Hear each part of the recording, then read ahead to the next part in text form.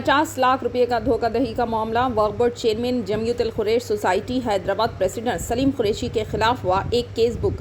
इनके अलावा मोहम्मद मुनीर कुरैशी और मोहम्मद साबिर के खिलाफ भी केसेस दर्ज किए गए हैं। साल 2008 से चल रहा है ये धोखाधड़ी का मामला, जिस पर वाइस प्रेसिडेंट मोहम्मद अब्दुल खादर कुरैशी जमीयतुल खुरैश की कंप्लेन पर हुसैनी आलम पुलिस ने कोर्ट से रुजू होकर केस दर्ज कर लिया, जिसकी मजीद कहानी खुद अब्दुल खादर कुरैशी की जुबानी। अस्सलाम वालेकुम वरहमतुल्लाहि वबरकातुहू। मैं मोहम्मद अब्दुल खादर कुरैशी, नायब सदर जमीयतुल खुरैश हैदराबाद। सलीम साहब हमारी जमात के सदर हैं और आज 15 साल से जो है सदर हैं। हमारा एक देरीना मसला है फ़्रॉड के ताल्लुक़ से। 2008 से 2016 तक जो फ़्रॉड हुआ है जमात के अंदर, उसकी एकसुई करने का ये वादा करते रहते हैं और वादे से फिर जाते हैं। पिछली बार कुछ लोग उनके तरफ से बोले कि भाई अगर आपके पास है कुछ तो प्रूफ करो। तो मैं उर्दू घर में एक प्रेस कॉन्फ्रेंस थी, उसमें मुझे बुलाया गया कि भाई आपके ऊपर इल्ज़ाम है और आप जो है प्रूफ नहीं कर रहे हैं बोल के। तो मैं वहाँ आके बोला, मैं पूरी बिरादरी को जमा कीजिए रमनसपुरा स्लाटर हाउस पे, वहाँ आके प्रूफ करता हूँ सबके सामने। और अगर नहीं प्रूफ कर सका तो पूरी बिरादरी के जूतों का हार बना के मेरे गले में डालना। तो उनके एक स्पोक पर्सन जो है ये जवाब दिए, उसका मोइज़ नाम है उनका। मोइज़ साहब ये बोले कि भाई कई को जूतों का हार डालना, अगर आपके पास प्रूफ है तो कोर्ट को क्यों नहीं चले जाते। तो मैं बोला चलिए, हमारे मामला सारे जो है जमात खाने के अंदर हल होते हैं, बैठ के वहाँ हल करते हैं। अब उन्होंने कोर्ट को जाओ बोल के बोले, तो मैं कोर्ट को गया, कोर्ट में कंप्लेंट रजिस्टर करा और वहाँ से जो है इंस्ट्रक्शन आए पुलिस स्टेशन को, और फिर जो है वो FIR हुआ। हमारी उनसे कोई ज़ाती दुश्मनी है नहीं, हमारी जंग जो है उसूली जंग है, उसूलों पे जंग है हमारी। हम चाह रहे हैं कि दस्तूर के मुताबिक वो काम करें और कभी भी दस्तूर के मुताबिक काम नहीं करते। इस एक मरतबा ऐसी जो है एक रिफ्ट आ गया था हमारे उनके दरमियान, तो हुसैनी आलम पुलिस स्टेशन में बैठ के उन्होंने अंडरटेकिंग दिए थे कि मैं दस्तूर के मुताबिक काम करूंगा, लेकिन टिल टुडे कोई जो है दस्तूर के मुताबिक उन्होंने काम नहीं करे। हमारी शिकायत यही है कि मनमानी करते हैं।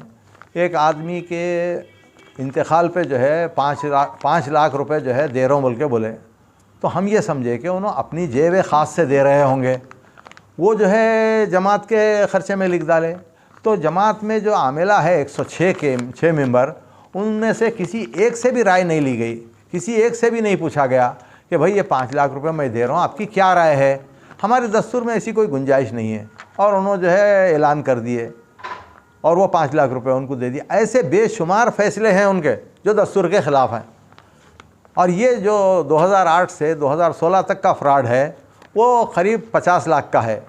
अकाउंटेंट बैठ के जो है हिसाब निकाले, 1 करोड़ 9 हुई, और वहाँ बैठने के बाद ये बोले कि माफ़ कर दो ना खादर भाई। तो माफ़ करने का मेरे को इख्तियार नहीं है। सबको बोले दस्तखत करो, और पुलिस को खड़ा करके जो है हुसैन आलम पुलिस के तकरीबन जवान जो है जमात खाने को घेरे हुए थे। अब उनके डर खौफ के आलम में जो है दस्तखत ले लिए। मैं बोला ले लो, लिया तो क्या होता, मेरा इद्दिया तो जो है वो बरकरार रहेगा, वो उसकी रिकवरी होना। अभी भी जो है मैं बोल रहा हूँ, साल में एक मरतबा जो है आप ऑडिट करवाइए। पहले जो जमात थी हमारी रुपये आने पाई की थी, अब लाखों रुपए का टर्नओवर हो रहा है। उसके अंदर जो है आप ये मत समझिए कि बेईमान की जो है ऑडिट होती, ईमानदार की भी ऑडिट होती है, ईमानदार की ही ऑडिट होती है, समझिए आप।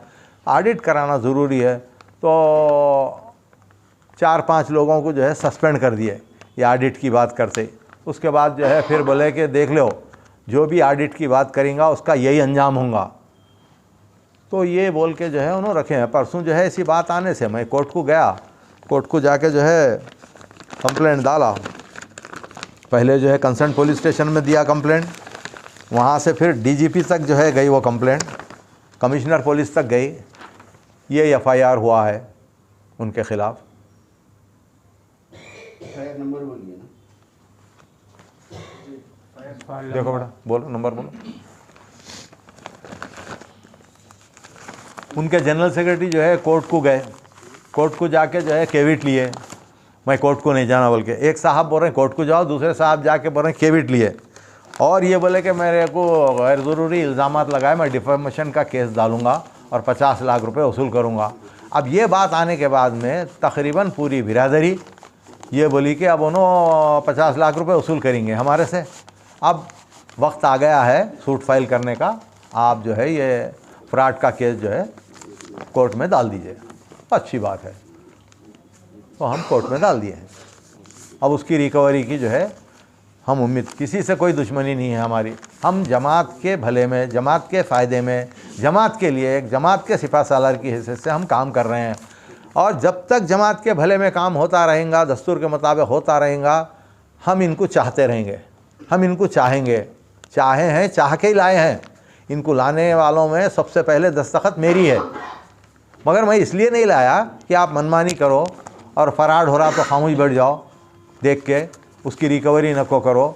इससे पहले भी हुआ था, हम रिकवरी करें हैं, घर पे जाके जो है पैसे वसूल करके लाए हैं वो करने वालों के, मिसाल है। आज आप क्यों नहीं कर रहे हैं भाई रिकवरी? अगर वाकई फ्रॉड हुआ है सर, सलीम साहब का ये कहना है कि जब आप लोगों में जब ये इख्तलाफात पैदा हुए थे उसके बाद यूनानी मस्लिम उनको जो है फिर से दोबारा उनको जो है मुंतखब किया गया। हाँ। तो इस पर आपका क्या कहना है कि यूनानी मस्लिम उन्होंने ये कहते हैं कि भाई मैं सदारत में नहीं बैठा, मुझे यूनानी मस्लिम सेलेक्ट करके बिठा दिया?